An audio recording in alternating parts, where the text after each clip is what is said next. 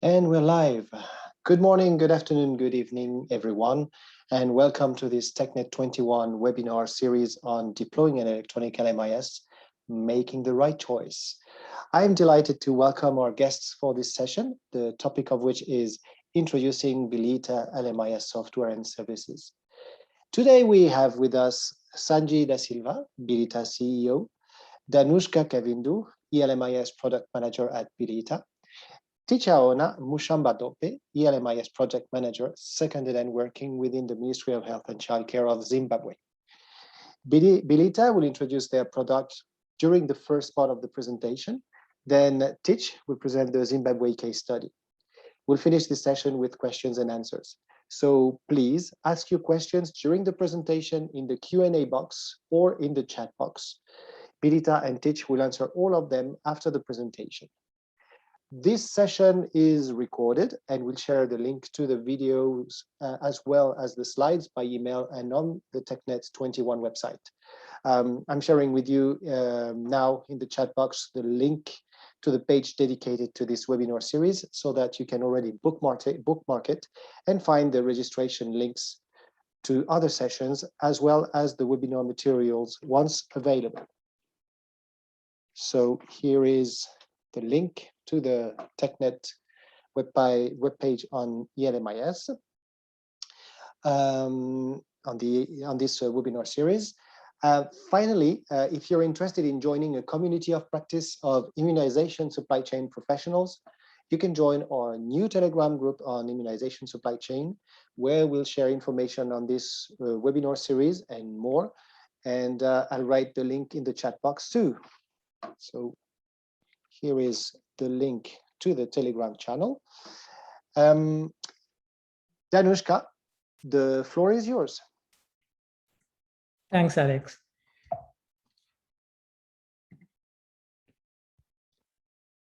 Okay, so before I move into ELMI's presentation and sharing our experience, so let me introduce our company. So we are from Bileeta Private Limited. So we started our operations back in 2010, and we have a 100+ workforce with us. And mainly we are specialized in supply chain management, pharmaceutical management, health informatics, and business intelligence. So this is the expectation when we think about health supply chain, but if you go to low-income countries and low and middle-income countries, the reality is quite different. So that's why we require SOPs, and that's why we require different other systems to manage these situations. So let's look at the problems in health logistic management process. If you go through the 6 logistic rights, I think that's the correct approach to look into these problems. So it asks whether you have right products, whether you have that in right quantity, whether you have them in right condition, whether it's in the right place, the right time, at the right cost. So if you go through, if you go through the challenges, so these are some challenges actually our analysts were able to capture when we were starting to develop the ELMI solution, Intuition Vesta. So there are main challenges relating to pipeline projection, because you want to see what are the future the requirements for a country or for a service delivery point when it comes to commodities. And also once you receive these commodities, then managing them, managing the stockouts, managing the receipts versus the consumption, and managing the cold chain and the expiry management is a challenge. And also when it comes to distribution management, so distribution should be based on the demand, and also you have to manage different programs and cater to different service delivery points or to the campaigns. Then comes the system integrations, because when we go to a country, we can see there are a lot of different systems implemented, and by using a lot of investment. So it can be the government investment, it can be donation investment. So we don't want to eliminate those solutions, and we always want to work hand in hand. And this is a challenge with different software solutions. And also the real-time data visibility is a must, because the government authorities or the higher authorities, they want to take decisions based on the data that they see. So having real-time data visibility is really important. Also, there should be a mechanism to track and trace the batch lot, the VVM stages, expiries, so that the national supply chain can get benefited. And also, when it comes to infrastructure, we can see there are a lot of infrastructure constraints in low-income countries and low and middle-income countries relating to electricity and internet, and these challenges should be addressed. So these are the problems that we saw when we were developing the solution, and that's why we created this sort of a solution, Intuition Vesta, having online, offline, mobile, and decision support capability. So the online application is an application which can run fully in web. It's a web-based application.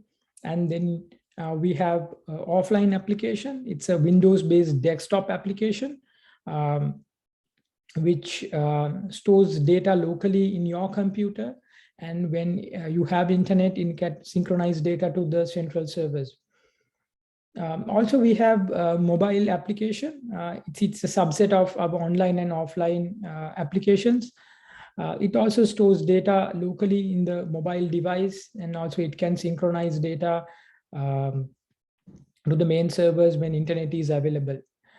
The decision support system captures information from all online, offline, and mobile systems, and the data can be visualized, and the notifications and emails, those sort of things can be pushed from the decision support system. So the best thing is this is a real-time transaction-based solution.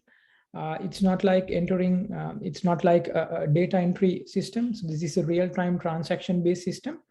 In the system, we have pipeline forecasting and procurement management. Then we have distribution and transportation management. Then we have inventory management, warehouse management, then dispensing system to dispense commodities to the patients, citizens. Then we have our asset management module. And also we have a good interoperable layer to communicate with other systems. So like you see, it can cater for the entire health supply chain, starting from the central level, and it goes up to service delivery point, and even up to midwives, and even up to citizens. Yeah. So in this presentation, I would specifically like to highlight a few points relating to pipeline projection. So system has a product-wise, health facility-wise pipeline projection system, and also it suggests the reorder levels when you are creating requisitions or the purchase orders. All the pipeline projection details are factored with future procurement, then expired items, near expiries, and with VVM stages. Using the system, health facility-wise, district-wise, province-wise, or national pipelines can be generated. Which means in each tier you can create your own pipeline and see what are the requirements you have relating to procurement. And the best thing is currently our team is doing a R&D project. We are trying to see how we can bring a neural network to forecast the consumption patterns in a country. And also to highlight, when it comes to the pipeline projection, the system mainly captures past 18 months data, and we are trying to forecast for the upcoming 18 months. So when it comes to logistic management, it caters for the entire supply chain, starting from procurement up to the dispense. So we start from pipeline forecasting, and based on the pipeline forecast, the procurement can be done. Once procurement is done, the shipments can be inbounded to your warehouses. So it can be central, regional, provincial, based on the requirement. From each and every level, we can distribute, we can create distribution planning, and we can distribute these commodities to different other service delivery points. So in each service delivery point, the stock management and warehouse management and asset management can be done using the system. And from each and every point, the dispensing can be done to citizens. When it comes to cold chain management, the system can handle the VVM stage management, and also it can integrate with RTM devices, and it can capture daily, monthly temperature logs, and we have temperature alarm notification mechanisms to alert the users. And also when it comes to vaccine management, we have a separate module to create vaccine related programs, sessions, and to handle vaccine administration.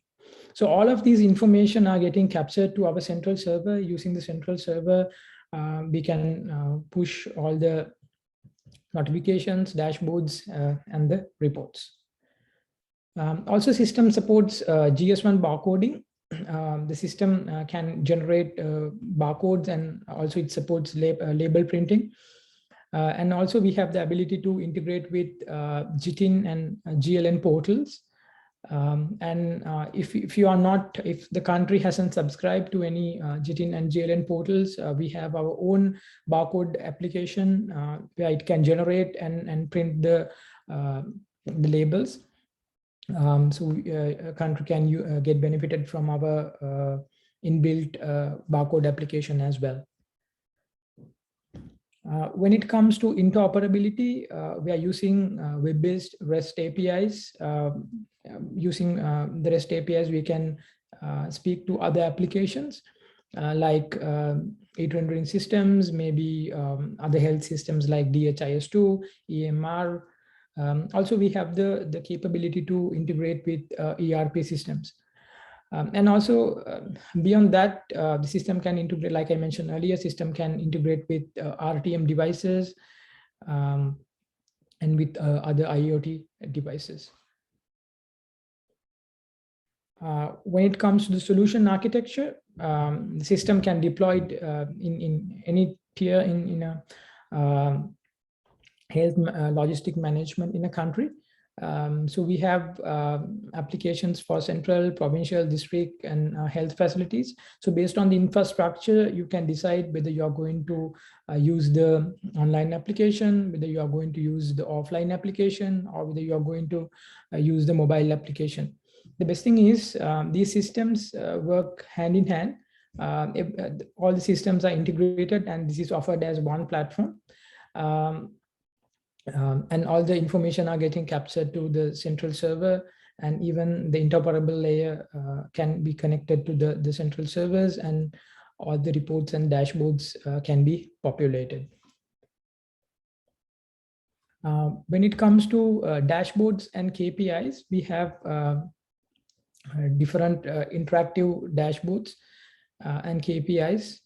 So it can come in as pie charts, GIS maps, tables, graphs, bar charts. So these dashboards are configurable in the system. And based on the country's requirement, at the initial requirement analysis phase, we will discuss and see how we can localize these different indicators for country to get benefited. Then we have a report pool. It has all transaction reports and analytic reports. If I talk about transaction reports like requisition reports, purchase order reports, commodity issue reports, distribution reports, disposed reports likewise. And when it comes to analytic reports like stock out trends, reporting trends, the near expiries, the product wise aging. So likewise, we will have different analytic reports in the system. So these reports can be extracted as PDF or as Excels or as Excel tables or as CSV raw data files for different sort of analytics. The system offers actionable data. Using these data, like you see in this picture, users can perform actions. They can see near stockout notifications. They can see expiry notifications. They can see shipment notifications when shipment are coming in. Then you have approval notifications, because the approval levels and can be configured in the system based on the requirements. Likewise, you have different notifications in the system, and based on these notifications, we drive users to go and take decisions and perform different transactions in the system. So this is our implementation methodology. We have, when we are implementing a solution, we conduct a site readiness, then we identify the requirements, and we configure and customize the solution for a country. And then we have UAT sessions, user acceptability testing sessions, and then we, based on the feedback we receive, we incorporate those feedback. After that, we start the training sessions. Then in training sessions, we train the trainers. After that, we go for user trainings. Then we go to the implementation, and the system will be live. And then we provide level 1, level 2, level 3 support with the warranty. When it comes to training needs in a country, we provide different mechanisms for different materials for training. We provide TOT manuals, participant guides, user manuals, our e-learning platform, and our YouTube videos in trainings. So we conduct trainer sessions, end user trainings, and also refresher training sessions when new features are live. And also using the e-learning platform, self-paced learning can be done. So when it comes to support and sustainability, our model is a SaaS model, and we always value the local partnership. We go and always identify a good local partner to deploy the system. And then we provide level 1, level 2, level 3 support with software warranty. I think that is mainly relating to the software solutions and the features. I think it's now time to have a look at one of the case studies which we have done. So I would like to invite Mr. Tichaona Moshambe-Dope. He's the ELMIS project manager in Zimbabwe. Over to you, Tich. Hi. Thank you very much, Nishka. Welcome to the session, colleagues. So basically, in terms of the Zimbabwe scenario, I think in terms of the system, currently it's being implemented for the pharmacy, for laboratory, and the expanded program for immunization, which deals with vaccines. So previously in these pillars, there was I think in pharmacy there was a bit of semi-automation, but laboratory and EPI, it was practically there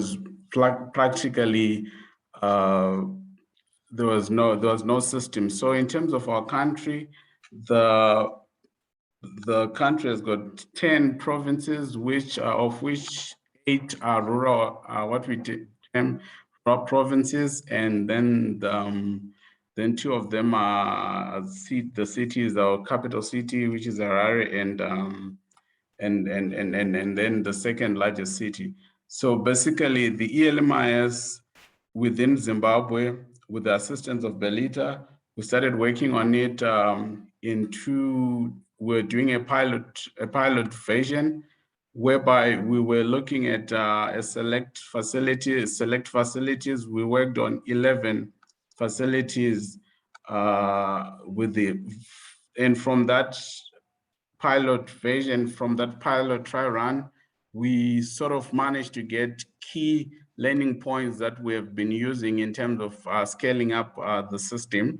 So basically, within the Zimbabwean context, what we had done initially from the design, we had intended on those 11 sites, we were saying 10 of them, we had envisaged that they'll be using the online version, and only one facility, which was a rural facility, would be using the offline version. But when we started using the system, I think reality sort of hit us in the face, you know, as they say, we all have a plan until we got to the ground. So basically what happened is we realized that first and foremost, even facilities that are in town, there is a challenge with electricity in terms of stability, but not only that, internet connectivity was also an issue. So basically what we then ended up doing was reverting to the offline version, and we just left the online version for central hospitals, of which we've got about 6 of them. So our provincial hospitals, 8 of them use the offline version, and then all the other facilities are supposed to use the offline version. So that on its own actually assisted us to be able to sort of achieve some of our objectives. So I think within the Zimbabwean context, there's a low resource setting.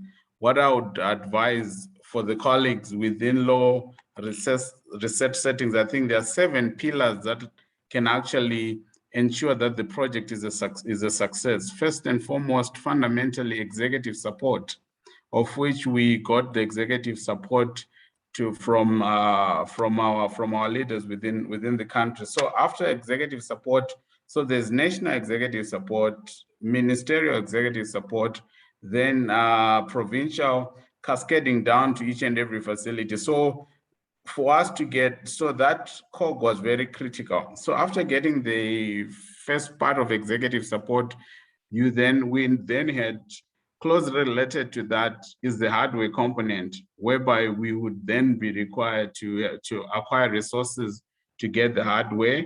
And then from that point now, there are certain parts that sort of take time. For example, power stability, here and there is being solved, but as a stopgap measure in some of the facilities, they ended up using solar systems within, because they were not on the national grid.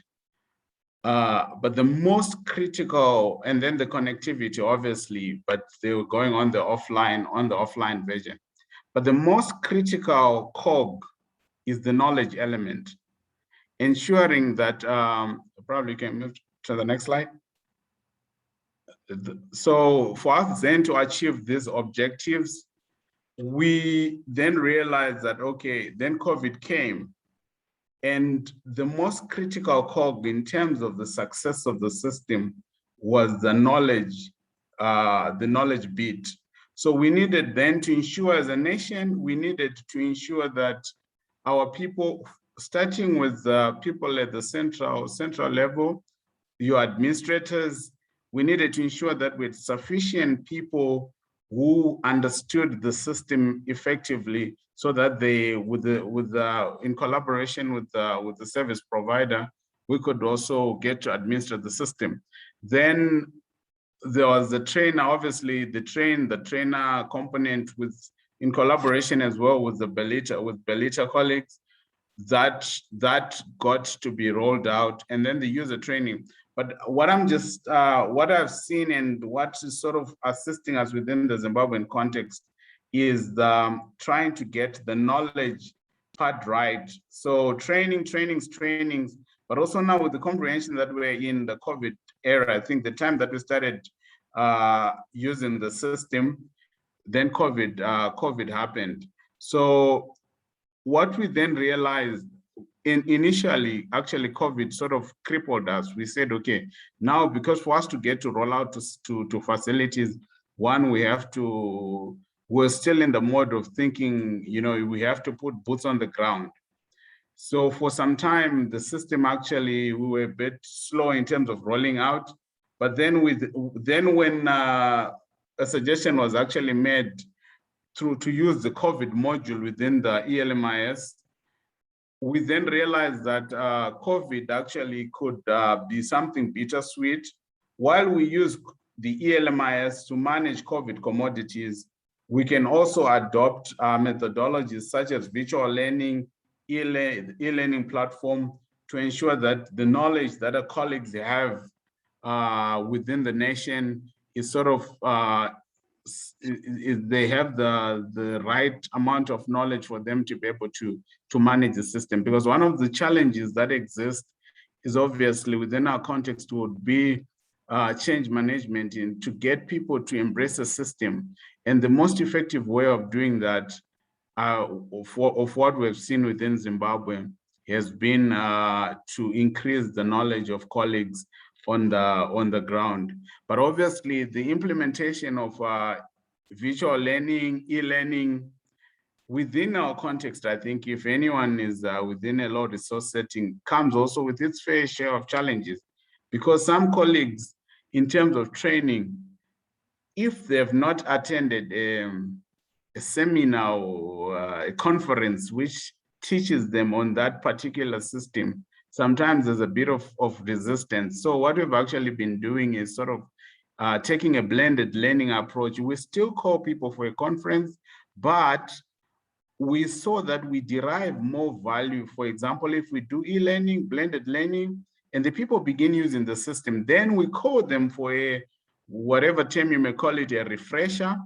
When they come through, not only the learning process becomes sort of 300 degrees in a manner, because while we are teaching them as national facilitators, they begin also furnishing us with coherent feedback in terms of the improvements that have to happen, contextual improvements that have to happen on the system, certain blind spots and certain knowledge that only a person who's on the ground using the system can finish us with.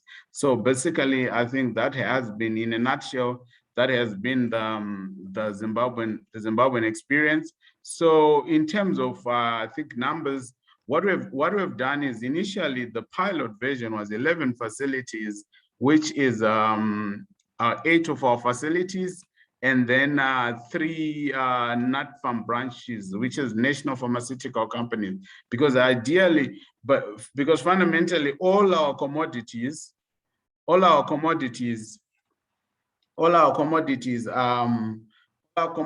commence from the national pharmaceutical company, and then they cascade to the facilities. So ELMIS is working on the facilities, and the integration process is that people from the facilities order, and then their respective leaders in districts or provinces get to approve the orders, and then it goes into the system, into the Navision system at the national pharmaceutical company. So we started with the 11 facilities. Then now what has happened is we've expanded to all the districts within the country, but focusing mainly on the need for management of currently management of COVID-related items. So, and most all the expansion that we've been doing is primarily offline version. With the offline version, we can be able to use it without good internet connectivity, without stable power. If it's there, it's better. But if it doesn't exist, people won't stop using the system because there's no power or there's no connectivity. And then at an opportune time when they have connectivity, they get to then synchronize so that it goes into the server. So basically, I think that has been the Zimbabwean story.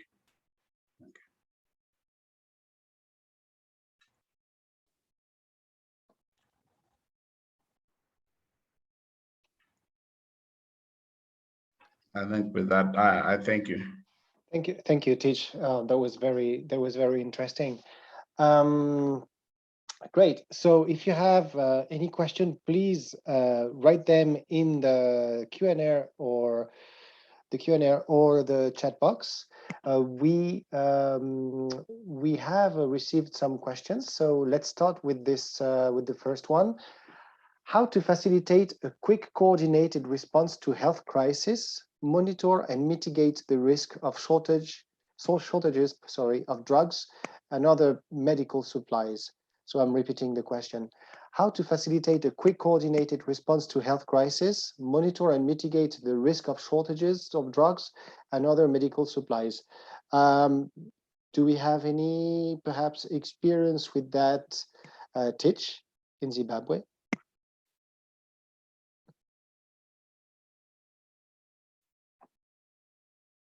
Okay, thank you. So within the Zimbabwean experience, it's the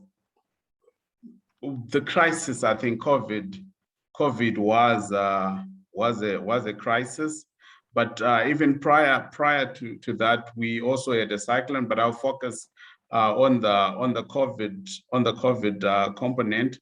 So what we then realized is, for example, within the context of, let's use the COVID crisis. Previously, the modus operandi was we would then, for example, after the system has been developed and designed, and we wanted to react to the COVID pandemic. Prior to that, what we'll do is we do a classroom conference-based training, and then we go to each and every facility, configuring the users, and then teaching, sort of doing on the job for those who would not have attended the first conference. But in terms of reaction to a crisis, what we did for the COVID part was we then said, okay, the first, we're going to do virtual training. So virtual training was done, obviously supported with the LMIS platform. Then from there, the configuration of the users, the configurations of the machines, after creating the users in the system, for the offline, it was installed, then we got to configure the machines while still at the head office. And then we just had to put in some remote desktop support. And then we just sent the various drivers with the machines. So with that, what basically happened is we actually were able to roll out the system within a 10-day period, whereby also while we were doing the configurations, after we trained them, they were doing the stock count. And the moment the machines arrived, they started putting in the balances within the system. So I think that would be sort of within our context of a crisis, and COVID being one of I think the largest crisis we have faced. That was sort of our reaction as a nation. Thank you. Thank you very much. Yeah. A question from Terry Hart. Which RTMDs do you have operating experience with? That may be a question for Bileeta.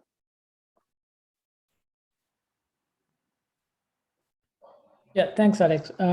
Yeah, so it's we have mainly integrated with some local devices which gets manufactured in Sri Lanka, and but it doesn't stop from there, because the way we have designed our architecture.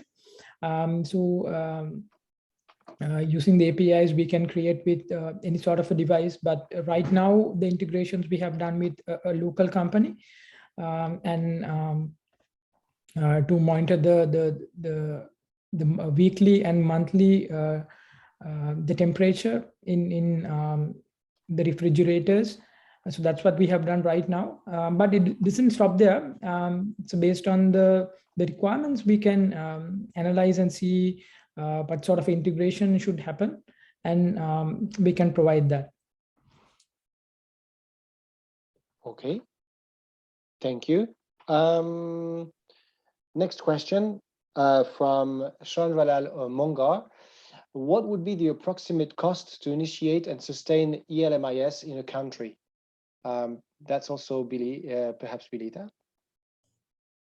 Yes, hi. Maybe I can answer that question. The cost of implementation, actually, there are two components for the cost. One is the configuration and setting up the product to be ready to be used in the country.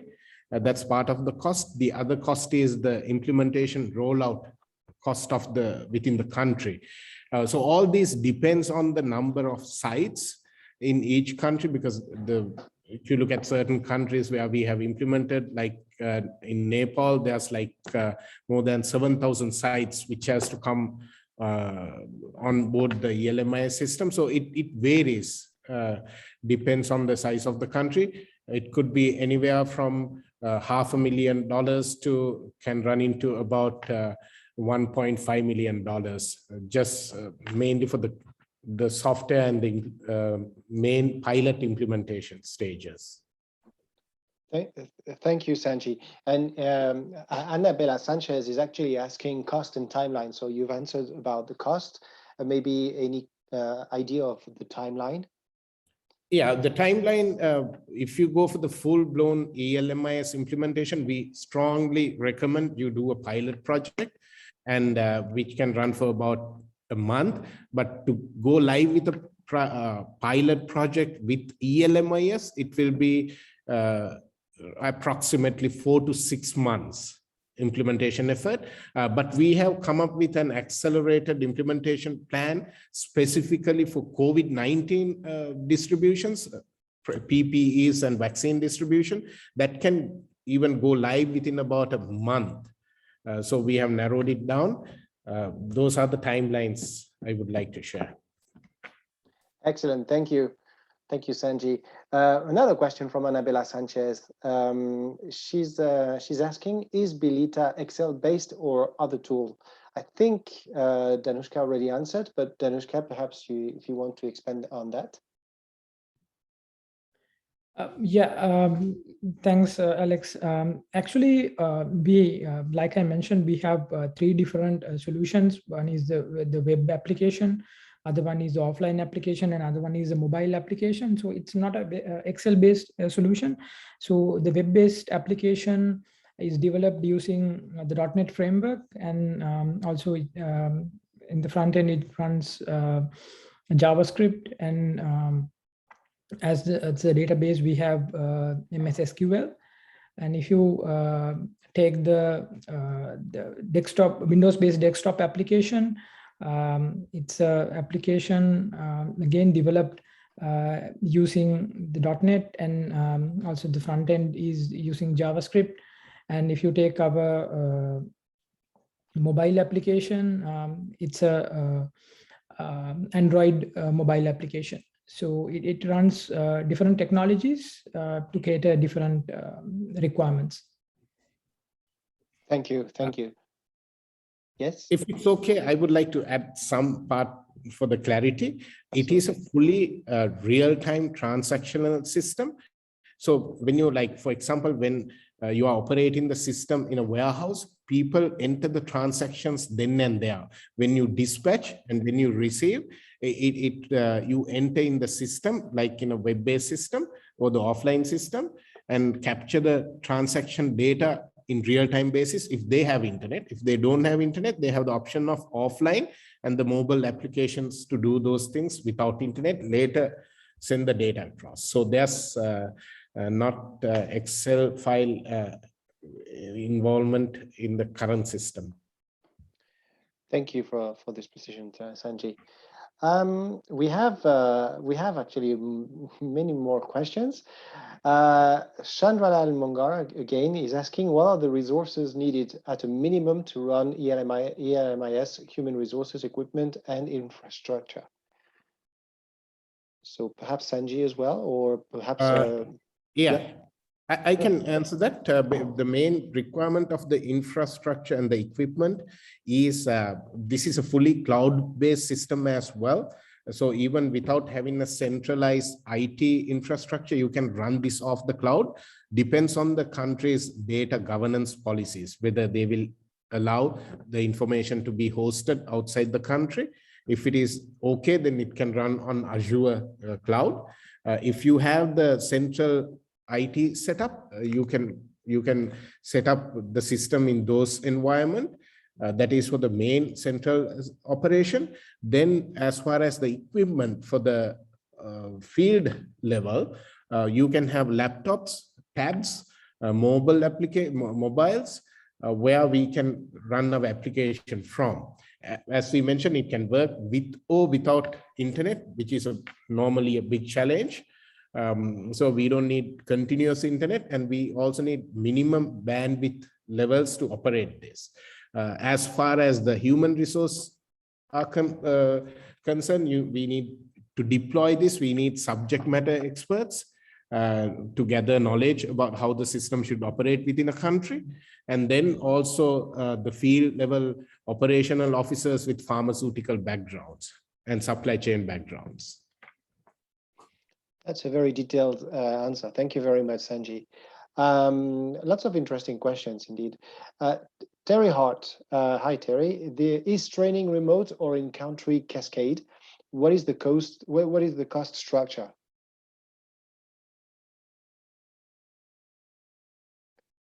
So perhaps a question for Danushka. Is training remote, or perhaps is there, Sanji, would you like to say something about training?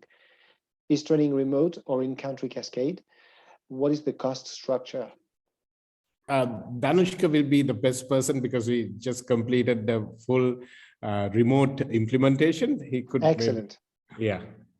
Yeah, actually, the training can be done remotely or on-site, but based on the current conditions, because of the COVID-19 pandemic, we have already deployed a similar sort of a health application in Eswatini fully remotely. And the tools we used we were using our e-learning platform, and we were using our we were hosting some of the training materials in a YouTube platform, and also we were using Microsoft Teams as a platform to conduct real-time trainings. And so the trainings were done using these features, and we were providing real-time training sessions, and also we were given we have given enough opportunity for users to practice. So we likewise we have had different remote training sessions, and so in every training session we assign a few of our trainers into the training session, and after that, once the main instructor has shown the application and demonstrated the solution, then we provide the opportunity for other participants to go to different breakout rooms and practice it by their own selves. And also for that, we provide the user manuals, the participant guides, and the required data and the configuration in the system with the training environment. So in our training environment, users can practice and they can get hands-on experience to the system. So these trainings can vary based on the number of participants. What we have done is in our past training sessions, we have taken 20 participants per session, and we have trained them. So likewise, based on the requirement, we can conduct training sessions. Now, normally, if you take the web application, normally it will run for 2 days for the training. Then the desktop, Windows-based desktop application, again, it will require 2 days, and the mobile application will require 1 day for the training. Excellent, thank you. All right. Yes. Oh, sorry, I thought someone wanted to. All right, no, just probably to add the context. I think contextual training within. I think, and also because these guys, for example, within our context, because a number of colleagues went through the train the trainer program. As a country, what we then realized that one of the methodologies to minimize the cost was to incorporate e-learning,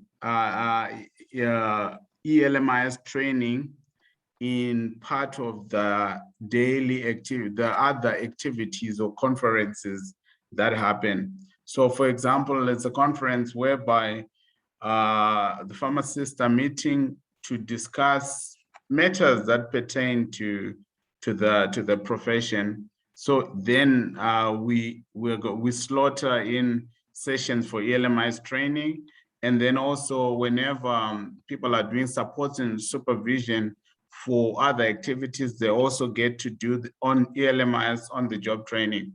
I think one of the things that that is very critical, speaking to the cost element, is to ensure that the country is much people who understand the system thoroughly to be able to pass knowledge to the next person. So when that happens, it means that people can be able to train within their province. And even now we are pushing to get trainers to be able to train within their districts. So that actually sort of makes the implementation on its own, the training part, it ceases to be a cost after the Bileeta team has trained the initial trainers. Thank you. Thank you, Tich. There's a related question. I'm not sure if you already provided some elements of answers. For implementation, that's from Annabella Sanchez. For implementation, both for configuration and rollout, how do you form teams with the Ministry of Health? I can answer that actually. So the project organization structure consists of Bileeta team members, then local team members. When I say local, we usually work with a local partner for the sustainability of the project in the long run. Then also with the Ministry of Health individuals. So those are the three key team members who get involved. For the both, then we also utilize subject matter experts, both from Bileeta side as well as Ministry of Health side, to ensure the product is, or the solution is configured as per the expectation of the end users. That's how pretty much we form the teams during the configuration stage. Thank you, Sanjay. Next one, there's a lot of questions and I'm really happy because they're very interesting and it seems that there's a lot of interest. A question from Dr. Remy Aboninaba. Hello, I need to know if this system can help in process or registration for medicines as a part of quality assurance.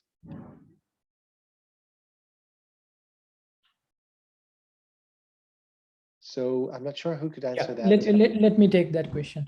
Okay, so yeah, in the system, we have the features to maintain the product master. So based on the regularized products in a country, the products can be created and can be incorporated into the system. And also we can if required, we can integrate with medical regulatory authorities to get the same product list, authorized product list into the ELMIS platform. So this is how it works. And in the system, we have provided different configurations to maintain the registered product list in a country. Okay. Thank you, Danushka. Next, may I just add there? Sure, go ahead, Teach. So within the context in terms of quality, I think, again, I speak from a low resource setting perspective. One of the matters that's quite critical within Zimbabwe is shelf life extension. So whenever the authorities, the medicine control authority of our country, whenever we want, for example, to extend the shelf life of a given product after most of the tests have been done, after the application, if we're given the green light, the extension always goes through with batch numbers and everything. So what then the system assists as well in terms of extension is you get then to within the system, because the system captures batch numbers.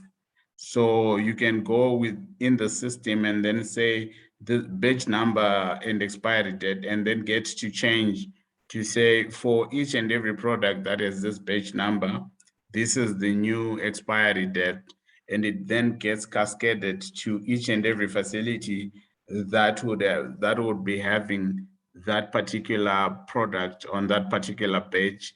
The shelf life gets extended. So that's one for us. I think within our country, that's one key component that has assisted us in terms of quality assurance.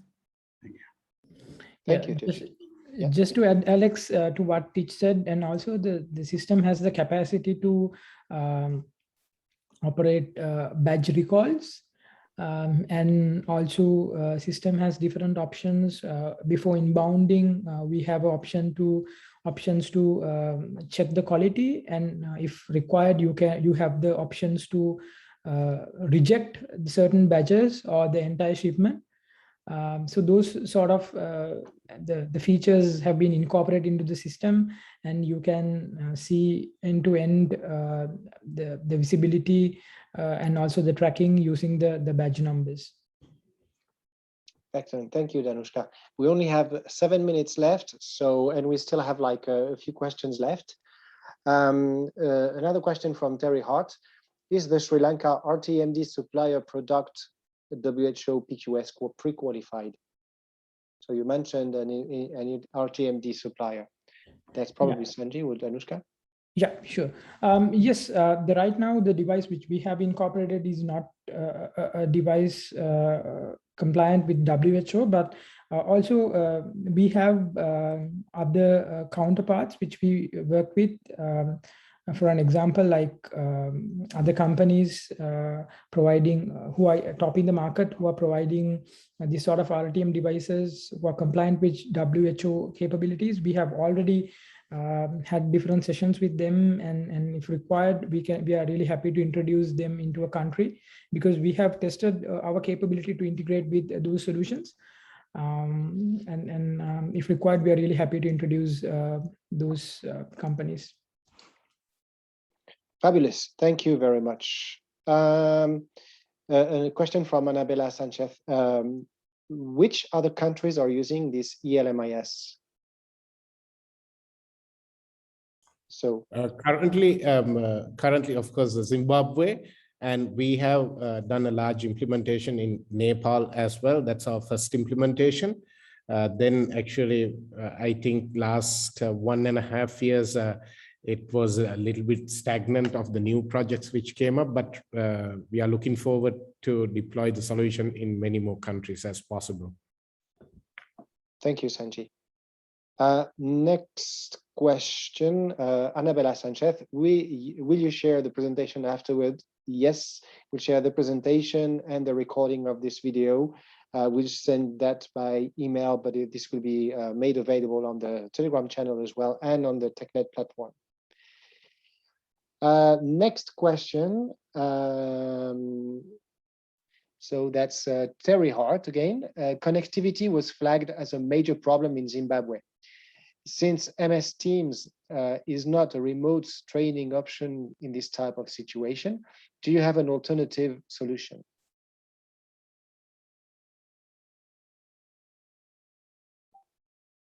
So maybe Bileeta? Or Tish? Danushka, would you like to take it? Should I repeat it? Yeah, please. Sure, of course. Yeah. Connectivity was flagged as a major problem in Zimbabwe. Since MS Teams, Microsoft Teams, is not a remote training option in this type of situation, do you have an alternative solution? Actually, yes, we do. This related to the earlier question as well. How do we cascade the training? So mainly our focus is to train the trainers from the Billita side. So we set up a set of trainers who will be in a position to go out in the field and even do in-person trainings and also support them in using the application. So for that purpose, we definitely use the in-country personnel. So there won't be a problem unless the country is in a lockdown situation. There won't be a problem in them traveling within, even to the sites without proper connectivity. But at the same time, we have pocket training sessions. We invite them to an area where there's proper internet, because of course, to use the online system, they need to have internet. So we invite them to those pocket training sessions as well. Okay, thank you.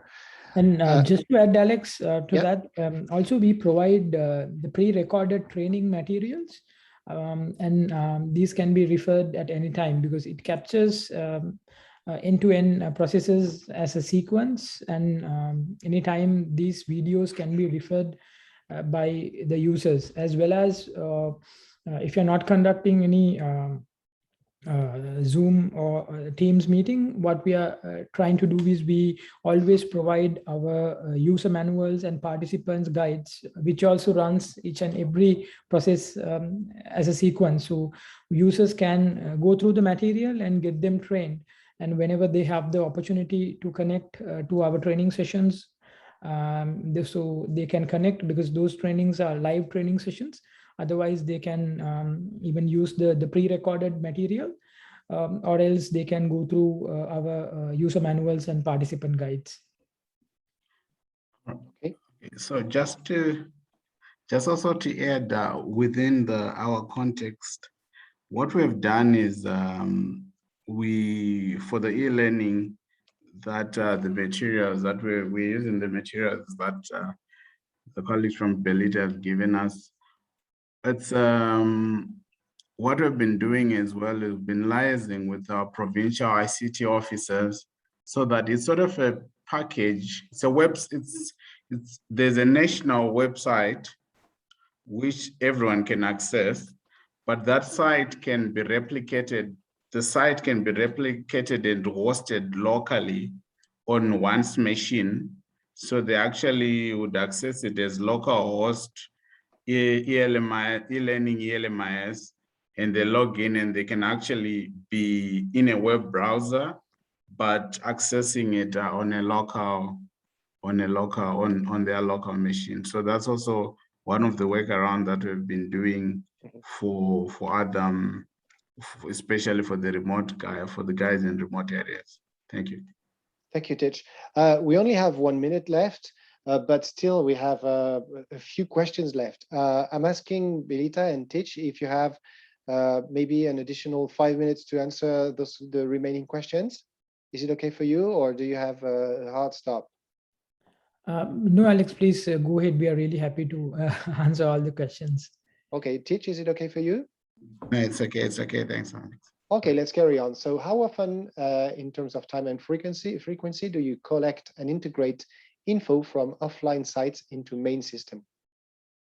Yeah, so it's like this, Alex. So it's always based on the internet availability. So we haven't given any configuration saying that within this frequency it should happen. So it should synchronize every day or every week or every month. We haven't given this sort of a configuration. So what we have done is, whenever the internet is available, system automatically detects the internet connectivity, and then system starts synchronizing data to the central service. So for an example, if you have internet at all the time, when you're using an offline application, it works like a real-time system. Whenever you don't have internet, it works offline, but whenever you get internet, it automatically detects and it will start synchronizing data automatically. So the users, they don't have to worry, they don't have to perform a separate operation to synchronize data. System automatically detects the internet connection and starts synchronizing data to the central service. Okay.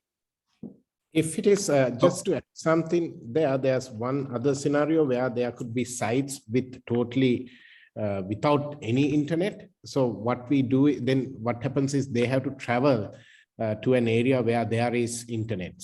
In those cases, we have given a monitoring system for to the control tower of the central ELMIS operational center.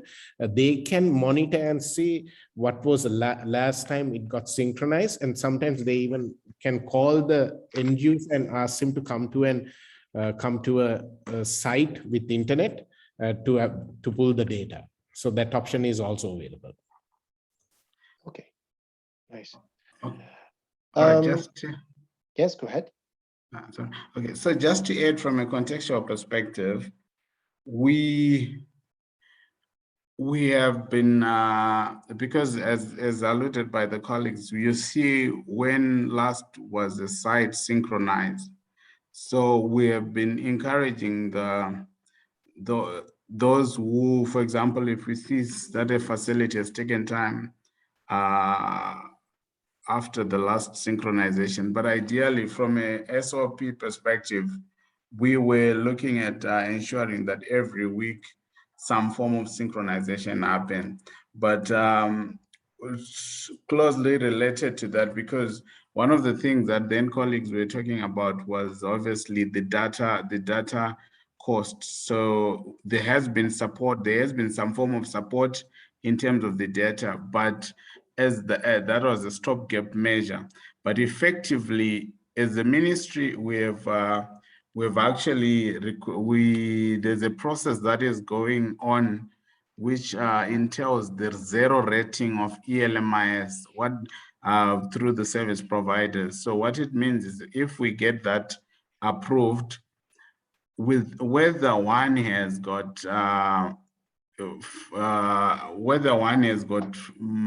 data, money for data within their phone or not, the data will just pass through without necessarily any cost. So that is the process that's currently going on. And I think effectively for low resource setting, it's actually the way to go, because the cost of data may seem insignificant from resources, from high resources areas, but I think within our context, we have realized that that is the sort of the best way to go to get our site, the site zero rated. So that's the process that's currently going on. Thank you. Great. Okay, let's carry on. Next question, related to the costing, I'm curious to hear about the real cost of ownership for this software. That's a question from Charlie Mampuya. Beyond the pilot and deployment, I assume Bileeta team will provide help desk support, software upgrades, and continuous improvement to the country for the upcoming years. That's probably a question for Sanjay. Yes, definitely. Thanks, Alex. Now, that's a very interesting question, actually, because the sustainability is very important. So we offer a few things for the sustainability. Of course, the end user support. There are 3 levels. Level 1 is the help desk support, as in the question. Level 2 is the configuration support. Configuration support is in case you open a new site, you onboard new users, enabling new users and things like that. The third level, the level 3 support, is like software enhancements, software issue fixing and things like that. So what we do is, during the project, we train either the local team or the MOH teams for the L1 and L2 support. So the help desk and the level 2 configuration support is done by internal, either MOH team members or the local team members. So that's the cheapest option. Then, of course, the L3 support, the code level support, if necessary, can be done by Bileeta or by a development company designated by the DOH. So that's how the L3 support will be offered. But there's an annual upgrade service a country can subscribe for, because at any given time, Bileeta continuously do R&D to keep the product up to date. Right? For example, earlier we explained that we are integrating artificial intelligence into the pipeline projections. So in order to get those updates into the country, they can always subscribe for our annual upgrade services, which is roughly in the range of about 10 to 15% of the total software pricing. Thank you. Excellent, excellent. Thank you. Thank you very much. Next one, and this might be the last, or maybe the last but one. Who pays for data communication from the commodity repository? Is the cost built into your software package budget, or is the a health worker, or is it the health? Oh la la. Sorry, let me do that again. That's a question from Terry Hart. Who pays for data communication from the commodity repository? Is the cost built into your software package budget, or is it a health worker cost? All the communication, data communication, if I understood the question correctly, all the data communication is handled by the funding entity, not by Bileeta, or Bileeta does not include that in the pricing unless it was specifically asked in the TOR. So for the up to now, the projects we have done, except for the implementation stage, the data communication for our team members, besides that, we have not borne the cost of any data communication. Okay, excellent. Thank you. And let me see if we don't have any question left. I think there's just the last one. Correct me if I'm wrong. What feedback have you received from the users of ELMIS since the system has been implemented? That's a question from Carla Lee. So feedback you received from users. I don't know if we should Anushka, ask. would you like to take it? Yeah, probably.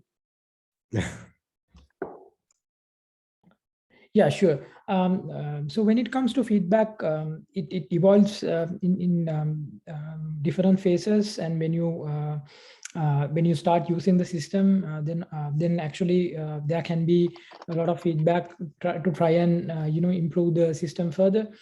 So mainly we have got some inputs relating to our procurement modules, warehouse modules, and mainly relating to dashboards and reports. To simplify a few areas, for an example, how better we can plan the distribution. In those sort of areas, we have received some user feedback, and we have incorporated those feedback into the system. And as well as mostly it's relating to the reporting and the dashboard parts, because time to time, based on different scenarios, the report requirement and the dashboard requirements are varying. For an example, when it comes to COVID-19, so there were specific requirement to track and trace COVID-19 related program related data separately in separate reports, dashboards. So the best thing is in the system, all the reports, dashboards are configurable, like I mentioned earlier. So using the admin module, the new report templates can be created, and also new dashboards can be created, and those can be incorporated easily to all the users. And also we have received feedback to configure different workflows for different users in different parts of the country based on the local level governments. So that's another kind of a feedback we have received. The best thing is in the system, we have different features to configure workflows, and also to enable different journeys for users based on their existing processes. So they don't have to modify their existing the process that they are conducting. So likewise, based on the configurability in the system, in our user journey configuration and in our workflow management, so we have been able to set up different approval levels, and like what we were able to we were able to address those sort of feedback from the users into the system. Also, maybe Tich, you might have you can share some experience in Zimbabwe as well. Oh, all right. Thank you very much for that, Anushka. I think one feedback that I can allude to is when we first started, because as I alluded, our mindset was we're going to be using the online version for all the facilities except the health, except a rural facility. So within Zimbabwe, when we got then the feedback that users were failing to use the system in terms of the online, in most of the larger facilities, the feedback that we then got, we used that to sort of give the service providers feedback in terms of that assisted in the redesigning of the offline version. The initial offline version was meant just to serve a smaller facility, but then using the feedback that we got from the users, we then approached the service provider to redesign the offline so that it can be used even in a central hospital. So I think that's one of the feedback that we got. And critically also in terms of the feedback, I think we realized that we needed to expand the manner in which we were training, the people who were training, because in Zimbabwe, there's something they call flexi. Not everyone, like people change. Not everyone, they don't go to this, they were not going to work every day. So we realized that we needed to expand the number of people that we would train. So I think that's sort of some of the feedback that assisted us as we are continuously using the system. So some of it, when we get feedback, if it's maybe training related or that lower level support, we deal with it within our nation as a ministry. But when it's necessary, then escalate it to the service provider. Thank you.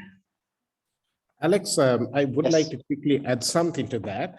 Actually, this incorporating user feedback is very critical for the success of the project, because that's the end users are the practical, they have a lot of practical challenges. So we have created, Intuition is a platform where we have done it in a highly configurable manner, so it can be configured. For example, there was a scenario where we were trying to implement first expiry, first out stock handling method in one of the warehouses, but actually the warehouse infrastructure does not allow the stocks to be moved based on a pick list. It was not possible. They didn't have enough access and things like that. So then we had to immediately convert into a standard stock handling method rather than going with first expiry, first out, which was not practical. So likewise, we have made it highly configurable, even the workflows, even the user interfaces. If they say, I don't like this name, change it to the name, we can just, the admins can change it without doing code level modification. That's one of the key advantages of the platform. And also, I forgot to add something. There was a question earlier I answered. What is the project team for the configuration and rollout? Now in certain countries like Nepal, besides the Ministry of Health, besides our local team and the and our team, we got a lot of support from the Chemonics team who was locally present there, and they gave a lot of input on they provided subject matter knowledge as well as the guideline on the rollout strategies. So that became very useful. Thank you very much, Sanjay. Excellent. So I think we've answered all the questions, so that's great. Thanks again, Danushka, Sanjay, and Tich, for your time and the extra mile you took for this great presentation. There has been a lot of questions, and I appreciate you stayed another 15 minutes with us to answer all these questions. We kept some people with us until the end, so yes, there was a lot of interest. As a reminder, I will send you the links to the recording and the slides by email. They will also be made available on the TechNet 21 website. So I will share the link with you again. You can already register to our next session next week, same day, same time with field supply. So the link, I've just shared the link in the chat. You can already register. And I'm also resending the Telegram channel on immunization supply chain in the chat box in case any one of you would like to join it to receive information about immunization supply chain, discuss with colleagues and so on. And voila, so, and finally, before I forget, the link to the TechNet website, to the TechNet page on ELMIS. We're going to provide all the information after all the information is provided. So there will be the links to the recordings as well as the slides. Thanks again, Danushka, Sanji, Tich. That was excellent. Thank you. I would like to thank all the people who joined us and who asked really interesting questions. And we hope to see you next week with Field Supply.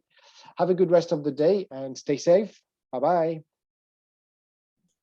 Thanks. Bye. Bye-bye. Thank you. Thanks. Bye-bye.